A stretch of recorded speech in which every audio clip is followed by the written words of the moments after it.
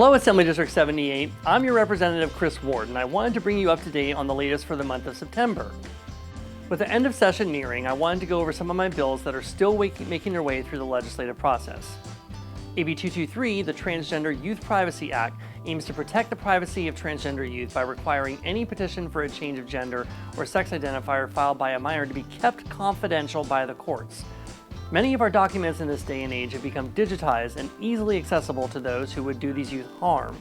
This bill will ensure that transgender youth are able to decide when and how they wish to share their personal information with their peers. Under existing law, parent authorization is required for changing vital records for those under 18 years of age unless a court has emancipated them, and AB 223 does not change the petition process.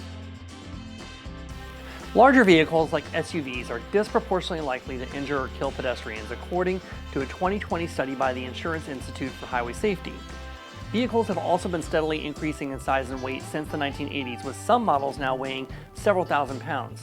AB 251 will allow the California Transportation Commission to study the relationship between vehicle size and injuries and study the impact of a potential registration fee based on the weight of the vehicle, as well as whether higher fees would affect drivers' behavior.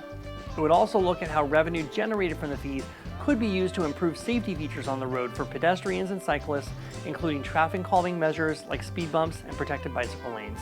At least 13 states have already charging weight-based registration fees for vehicles. AB 302 requires the California Department of Technology to conduct a comprehensive inventory of all high-risk automated decision-making systems being used by state agencies. In a time when artificial intelligence use is at an all-time high, AB 302 ensures that government transparency around these systems that may be using artificial intelligence or algorithms to facilitate decisions on public benefit systems. This bill will also complement the recently signed executive order on artificial intelligence by Governor Newsom to study the risks and benefits of using AI technology in California. I look forward to the governor signing AB 302 into law.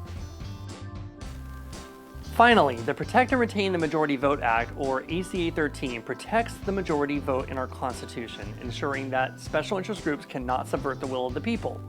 This measure would require any statewide initiative moving forward that seeks to increase a voter threshold also be approved by the same higher threshold that it is proposing. ACA 13 does not raise taxes, nor does it make it easier to raise taxes. It simply requires that any measure that seeks to raise a voter threshold meet the same higher threshold it is proposing. ACA 13 will be put before the voters on a 2024 ballot. The legislature is not deciding this issue, California voters will.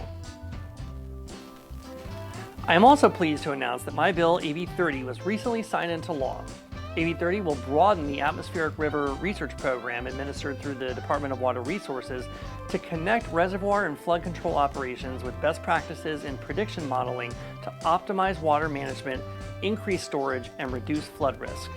If you're unfamiliar, atmospheric rivers are storm systems capable of bringing moisture from the tropics near Hawaii over to the U.S. West Coast and are responsible for about 30 to 50% of annual precipitation for states along the Pacific Ocean.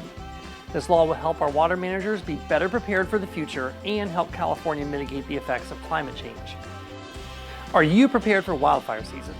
My office will be hosting an informative webinar with representatives from both the Department of Insurance and the California Fire Safe Council on September 26th at 5:30 p.m.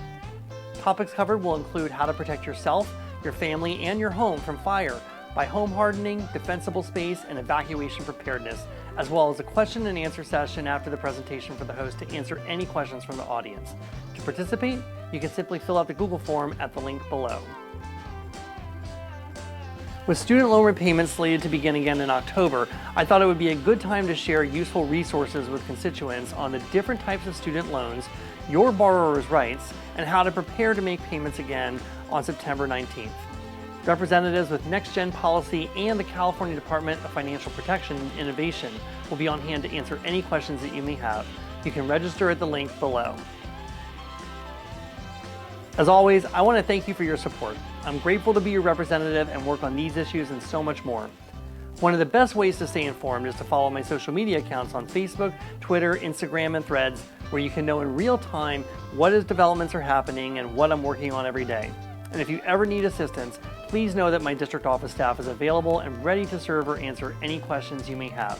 You can feel free to reach out to the contact information at the end of the segment, and a staff member will connect with you as soon as possible.